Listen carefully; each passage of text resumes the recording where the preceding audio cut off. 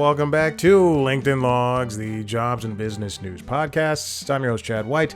If you didn't know, this is the jobs and business news podcast with a website, cpluscomedy.com. Like I just said, it's a website. Go there. Why is this email saved in drafts? I was, full disclosure, I'm on the C Plus Comedy Gmail, and I was, yesterday I spent a little bit of time emailing future prospects for interviews. And I guess while I was doing yoga, I was doing, in honor of the Tonys, I think I've had this yoga class saved from Peloton. And it's so old that the person that taught the class is no longer there. This is from 2022. They still weren't having people in the classes. Wow, that's crazy. Anyway, this was an Andrew Lloyd Webber yoga flow. And I don't know why I saved it for so long. It was taught by Ross Rayburn. But he features all songs, obviously, from Andrew Lloyd Webber. And I did this in honor of the Tonys that were Sunday. I mean, I don't know if I've mentioned this on this stupid show. I've been doing yoga a day all year long. It is June 9th. I've been doing it since January 1st of this year.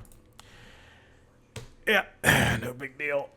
It is tough. I think I talk about it on the Constitutionals, but when I get to Friday, oh my God, it's the hardest. It's the hardest on Friday.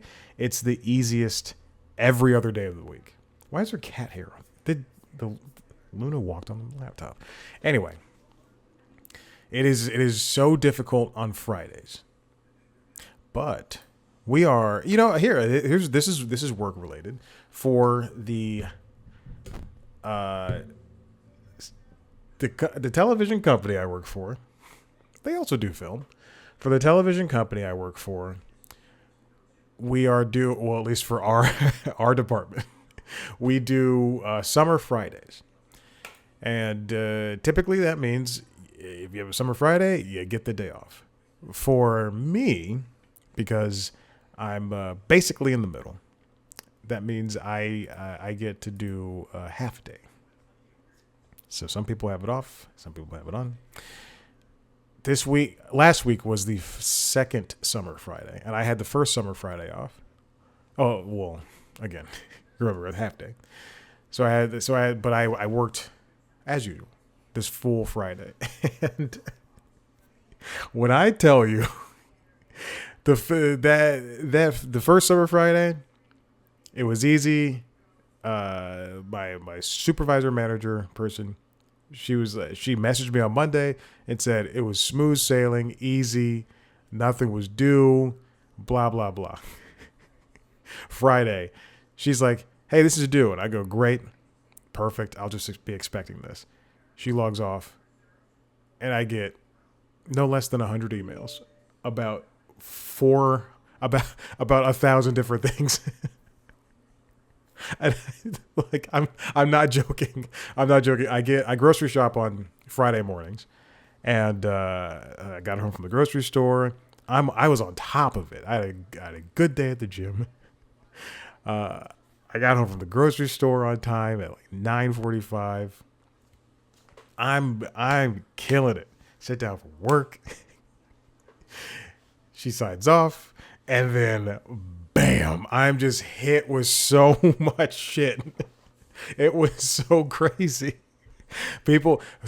Projects are being made. They need this because this is happening on Sunday. They need this, and this. And I'm just typing away all day long from 10 a.m. until 5:50 on Friday. And then at one point at 6 o'clock, I go by and I said bye on the I think at 5:50 on the dot. People were like, okay, we're done for the day. And then I went bye on Slack, close the laptop, and then I had dinner. I had dinner so early. Oh no, I had to record late night lately, so I did late night lately, then I had dinner. But it It was a very busy Friday. It should not have been that busy. But I did things, I spoke to people, I did things that I have not done in this job before. And then Monday, oh no, today is Tuesday. So she calls me and she's like, "Oh, I'm so sorry about what happened on Friday." I'm just like, yep, this is exactly what happened. So hopefully it doesn't happen again, but I'm not gonna hold my breath. Anyway, what else is going on? I think the first jobs Friday, the first jobs report came out, and things were holding steady, mostly because nobody knows what's happening. What is this article I just opened up on the New York Times? Voting is happening. What else? There's a lot of AI stuff coming out. Do I need to talk about anything else before I move on to the topics at hand? I don't think so. You will be hearing pinging. It is the end of the day, but the work day is not yet over. I have about 10 minutes left, 8 minutes left. I don't know why I said 10. I don't know why I was lying. But you will hear Chopped in the background. I was watching Chopped Castaways, which is their version of Survivor, while I was doing this yoga class. And it's entertaining. And I remarked to myself, hello, what is this in spam for? Sorry, I'm checking. I am looking at my email. I am fully looking at my email right now. I just got a message about a Phoebe Bridgers tour. I signed up for to buy tickets, and I was chosen to buy early tickets, so that's going to be great. I saw Phoebe Bridgers well before. I was a fan well before everybody jumped on that bandwagon. Before Boy Genius. All right, I'll stop talking about that. Anyway, I've already seen her at concert. I saw her at Chastain Park. It was by myself. I go to concerts by myself, but I was with somebody. I was with my ex. Was I? Yeah, because we were sitting. Oh, that's right. Because if I'm by myself, I will be standing, so I can leave. I can leave when I need to. That's how it was when I saw Springsteen a couple of weeks ago. First of all, I got a great seat. I was behind the stage, 3 rows behind the stage. 1, 2, 3, 4. I was 4 rows, 4 or 5. It doesn't matter. But he kept turning around, looking at us. I was like, he was close enough to where if he coughed, we would feel it. But I can get up, get out, and leave by myself as soon as I need to. I have to stop. I can eat dinner before I go. That's it. Anyway, what was I talking about? Oh yeah, I was watching Chopped Castaway. You know what? It's enjoyable. But I was thinking to myself, who am I kidding? I said this out loud for the pets to hear. Chopped and pretty much every show on HGTV and Food Network are so infinitely repeatable. Like you can turn on Food Network at any point of the day, and on Fridays they do Diners, Drive-Ins, and Dives marathons. Why do I know that? Because I'm watching it. Everybody's out dating, having a life. Friday night, I'm watching Diners, Drive-Ins, and Dives. On HGTV they have House Hunters. These shows are so easy and repeatable. I'm sure that there's a science, not even a science. I'm sure there's just like an easy formula for a Chopped season. And right now there's like a Chopped Vegas version. I don't know. It's like Chopped Casino, Chopped Roulette. I don't know. I don't know what it is. I really don't know what it is. But it's like a Vegas theme, and Ted is still the host. I'm sure they do these. I'm sure they knock out 2 episodes a day. I don't understand how, but it's infinitely repeatable. You know what? It's decent. Not every HGTV show is good, but like Beat Bobby Flay, I'm sure they do those shows so quickly. Also, Bobby Flay, this is job related. I was watching GMA yesterday, Good Morning America, and I saw this is what I do. I have a friend who is a reporter, and obviously I used to work in the news, and we've been friends since freshman year of high school or sophomore year, one of those years, probably freshman year. Let's just say that. So it's been roughly, how old are we? 33. So 19 years. I don't know. Anyway, but I will message her because of the places she's worked and the people she knows. She knows a lot of reporters, other reportresses. And I will just message her. I'll just be like, do you know Maggie Vespa on the Today Show? Do you know Kaylee Hartong? Oh, tell them I like them. I love them so much. But I was watching GMA and I saw a reportress named Sophie Flay. And I went, that's a pretty odd last name. I wonder if she's related to Bobby Flay. And yes, she is. That's Bobby Flay's daughter. And then I sent, what's the best? I sent her the, I'll say it, horniest message. My friend about Sophie Flay. I went, also I have a new, I was following up. We were talking about Scott Pelley on all that 60 Minutes business, which I'll get to in a second. Also, I have a new news crush, Sophie Flay. She's on ABC/GMA, and yes, she's Bobby Flay's daughter. And then we talked about nepotism for a little bit. We talked about that, but let's get into Scott Pelley. Scott Pelley is a 60 Minutes correspondent who was unceremoniously fired from the program. The short of it is, again, I spoke about this last week was a 60 Minutes episode, right?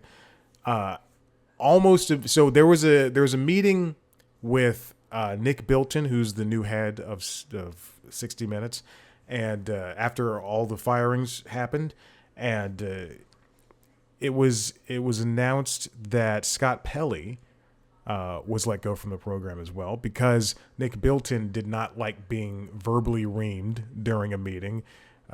He in less words, in more words than one, than a few. He referred to the reaming as, and this is not a good direct quote, but he did seem like he was emasculated. He's like, you can't yell at me in front of everybody. So Scott Pelley was let go. That shook waves in the news world because Scott Pelley's been there for 37 years. He did appear, and he did not go quietly. Like ever since he was fired, he was straight up talking smack about Nick Bilton and Barry Weiss, which I appreciate. I stand by my words. I will not take my words back from last week or from previous episodes. Screw those people. Scott Pelley is cool as hell. Anyway, he appeared on The Interview, which, again, they stole my fucking name. They stole. I was doing this well before the New York Times, but he sat down with Lulu Garcia Navarro from New York Times, previously of NPR, to talk about the situation.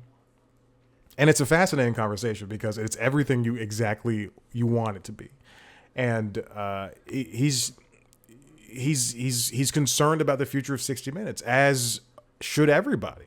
But if Leslie Stahl and Bill Whitaker and the other person decide to stay and they want to see, or they want to help 60 Minutes continue, then so be it. He's correct that sorry, I just got a message and it's 6:00. I'm done. Let's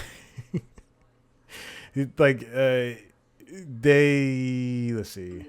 I'm just gonna type in bye. Okay. So he's correct. He mentioned during this interview with Lulu Garcia Navarro that 60 Minutes needs to move with the times and improve with the times and become a much more younger skewing program, because as it stands, the news magazine is quite frankly stuck in the past. He did say He did talk about 60 Minutes Overtime and how he was shooting vertical videos up until the day he left. He was on board with all of that. But the way 60 Minutes and CBS News as a whole are currently being run does not jive with what news is, period. And he did say that he did recognize Barry Weiss is coming from Freedom Press or whatever the hell her thing is called. I don't know. Look, you don't need to call anything Freedom anything. But he did recognize that she is coming from that and that she built that, but that she does not have the right experience for television news. Again, keep in mind, I've been working in TV for 10 years. I have 4.5 years experience in TV news, and both of those numbers are bigger than what Nick Bilton and Barry Weiss have in television and in TV news, period. But I commend Scott Pelley. I respect him for everything he's doing. Keep talking. Keep fighting. That's what we need. It's ridiculous. All right, let's move on to the actual stories at hand. This comes from the New York Times. It's written by Cade Metz. OpenAI files to go public as AI companies rush to Wall Street. I don't know if this is technically true, but it seems that this has been the thing for the past, 50 years. But companies that go public seem to have a little bit more legitimacy about them. And there's things that can happen with going public with a company that can be perfect and that can help out the company. You can get more investors. You can open it up to people like me who believe in the company and put money into it. That's how I lost hundreds of dollars on Peloton. That's not a joke. I lost so much money on Peloton. And now they're trading for like $5. It's okay. I don't want to talk about it. This part of the reason why I'm so harsh on Peloton. And I still pay for it. I still pay for the subscription. Anyway. But OpenAI and the other AI companies are ready to go public. They filed confidently, on Monday for an initial public offering, laying the groundwork for what could be one of the largest public offerings to hit Wall Street. OpenAI is the owner of ChatGPT. We don't know the exact timeline on when they will go public, but it will happen. My guess is that when they are ready to launch, I think they're on ChatGPT 4 or 4.0, something like that. So when they're ready to launch, whatever next model there is, like major model. I am the major model general. Look, if you don't know the Pirates of Penzance, the major monorail song, then you don't know. And there is a part where they all go, monorail. I love The Simpsons. True or false? I just bought almost. I have 98% of the DVDs. I still need season 17 and season 18. But they are hundreds of dollars because they're out of print. But some guy just had a collection, and I talked him down to a good price. An OpenAI public offering would join what is expected to be a wave of blockbuster IPOs, which also include Elon Musk's SpaceX and Anthropic, which both are planning to go public this year. Anthropic is another AI company. OpenAI was valued at $730 billion in private markets after a funding round this year. That does not include its latest investment round, which totaled $122 billion. Now, keep in mind, companies can be valued at something and then launch on the NASDAQ and then ride the highs and immediately follow on the lows. Or they could not go public at all. Like Vice, remember, Vice was valued at like a billion or something like that when Disney was still a part of it. And then the floor on that just fell immediately. and now Vice is trying to rebuild. The company is a long way from being profitable, even after raising more than $180 billion since it started in 2015.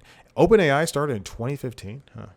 I just, never mind. I was going to say the woman who was part of the reason why Sam Altman was forced out for like 2 days several months ago. I saw her do an interview, I think on PBS NewsHour. I don't remember seeing it.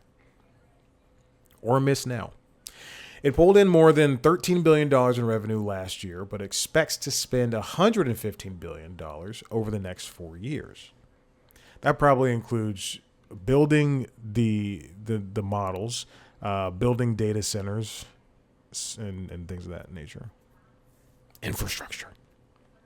Revenue is rising from the sales of ads inside the consumer version of ChatGPT and the sale of various AI technologies to businesses and independent software developers. Look at that. Anthropic, I'm going to skip over the SpaceX part. Anthropic confidently filed for an IPO last week. The startup recently passed OpenAI as the world's highest flying AI. What does that mean?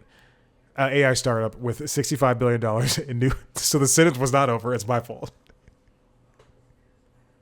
I'm sorry. With $65 billion in new financing that valued it at $900 billion before the inclusion of the new capital. A public offering could happen as soon as this fall. Why is Anthropic so high? Is Anthropic the one that the government is using? I think so. And they run Claude. Okay. Yeah, I think that's the one the government is using. Now, let's keep that in mind. This comes from CNBC, and it's written by Arjun Karpal, or Karpal. Perplexity plans IPO in 2028, regardless of what happens to Anthropic or OpenAI, the CEO told CNBC. The CEO is Arvind Srinivas, and he appeared on CNBC this morning, in the interview, I guess, where he said, agnostic of these two companies, we were planning for something in 2028, so that still remains the case. They have no plans to make any moves before 2028. Oh, Anthropic is valued at, they're rounding up. They said $1 trillion. They're rounding up. And I see the words confidently filed. I guess that's a thing. These listings are going to be among the biggest in history and a test of investors' appetite for these mega IPOs, including the one with SpaceX. I saw an article this morning on the New York Times regarding the billions and billions of dollars that billionaires now have. Let's see. I'm not going to link this in the show notes, but it's called Billionaires' Billions Are Increasing Faster Than Ever, and it's written by Patricia Cohen. And she talks about how, it just like in the early 2000s, the world's billionaires all had 4.5 trillion, and now by 2024, it's grown to 14.2, and then now it's 20.1, and the money keeps going higher and higher. We're seeing a rapid rise in wealth. She talks about people like Bezos and Musk and Sundar Pichai. I don't know if Sundar Pichai is a billionaire. He's the guy from Google. Mark Zuckerberg and Jensen Huang, who is the chief executive of NVIDIA, whose net worth is $150 billion, but that does not necessarily translate to actual funds. You don't need all that money. Money's good, and money can help with things. Trust me. Remember, I'd have a job for a very long time. You know how much that sucks? Money buys you food. Money feeds your pets. But then, I get to a point where it's just you think about all the things you can buy, but what's the point? When I'm fine with the love of my animals. And obviously I want a house or something. I don't have to keep paying $2,600 in rent. or however much it is. It is roughly 26. It's between 24 and 26. And it'd be nice to travel, to go somewhere. That's why when I went to Savannah, I treated it like it was a whole thing. But you don't need. I saw. Oh God, who was selling their house? Someone was selling their house in Texas, and it had a whole water park in it. It had like 3 different pools and all this different stuff. You don't need all that. You don't need all of that.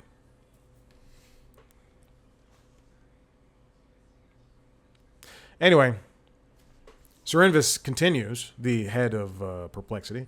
I certainly think there will be ripple effects if the IPOs that are currently filing, SpaceX, Anthropic, or OpenAI, don't go well. Like, there's no sugarcoating on that. The SpaceX IPO this week will definitely be a leading indicator to how Anthropic or OpenAI will go well. Remember, the SpaceX IPO is one of the reasons that Elon Musk will potentially be the world's first trillionaire.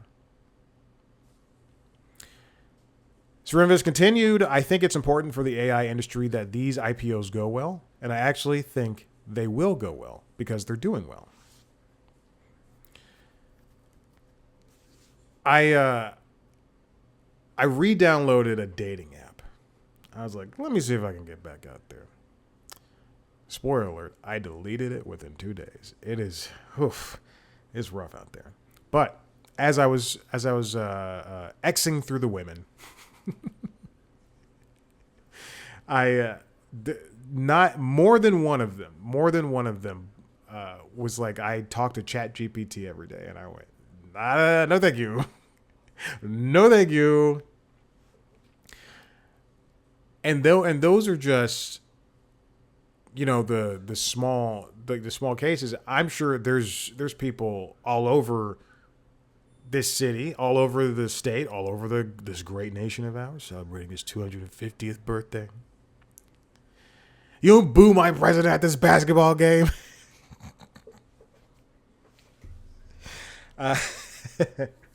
Imagine getting booed. Not just at a basketball game, at a hockey game, baseball. Like, you're getting booed, man. Anyway, it's not a political show, but fuck that guy. I don't know what I was talking about. I really don't know what I was talking about. But people, I do. But people are using AI models as ways that they, figure things out, or just to have conversations. AI, Apple, yesterday during their WWDC conference. I mean, it's a week-long conference, but what was that? Showcase? Where they usually announce new hardware, at least 1 or 2 new hardware, but they didn't. Shame on me for expecting at least a new Mac Mini. But the entire thing, it was like 45 minutes to an hour of AI. Like, that was the whole discussion. It was AI. Siri's new AI capabilities. We built a new Siri. It's got new AI. It's this and that. AI is going to help you on Mac OS. AI is going to help you on iPad OS. It's going to help you on iOS. AI is a good tool, but we're putting too much emphasis on it. But Apple needed to do this in order to play catch up with Google and Samsung and the rest, which is my favorite lyric from Gilligan's Island, the first season, I believe. Because they would go, the Professor Ann, Mary Ann, the rest. And the rest. Because I believe some of the cast was not signed on to a contract, so that's why they said and the rest. I used to. This is a very true fact. I'm playing with a guitar over here. I'm playing with guitar strings. I've spoken about this so many times. I collect DVDs and Blu-rays and all this stuff.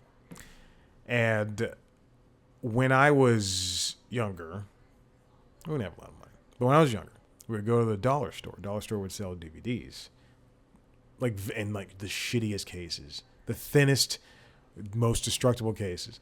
And they sold Gilligan's Island, like a lot of old stuff. You know, you see like the Honeymooners, Gilligan's Island. And I bought, Gilligan's Island DVDs for like $1. So I had Gilligan's Island on DVD for $1. So that's how I watched a lot of Gilligan's Island. This is how I watched The Sopranos. We would go to a library over the summer, and I would check out DVD. And my mom and my sister would get books, and I would check out Sopranos on DVD. Don't ask me how old I was, because I was too young. I was too young. All right. Anyway, I'm done. Listen. If you like what you heard here, head to the website cpluscomedy.com, where we've got interviews with your favorite celebrities and your favorite up-and-coming celebrities. Remember, I spoke to Janelle James before she was famous. You're welcome. And I was this close to getting Tiffany Haddish before she was huge. But we talked in December, so that was nice. And I've got some other interviews coming out in the next couple of weeks. So be on the look at that. If you want to see those interviews, watch on youtube.com under the interviews on C Plus Comedy, where you can also see a video version of youtube.com/C+Comedy, where you can see a video version of this show, as well as the other shows, The Constitutionals, the Entertainment Business News Show, and Late Night Lately, the Late Night Show. Subscribe to those shows wherever you hear podcasts. Follow us on social media at C Plus Comedy on YouTube, Instagram, Blue Sky, and TikTok. Me on those platforms at Chad Black White. Thank you so much for listening. We'll see you next time. Bye.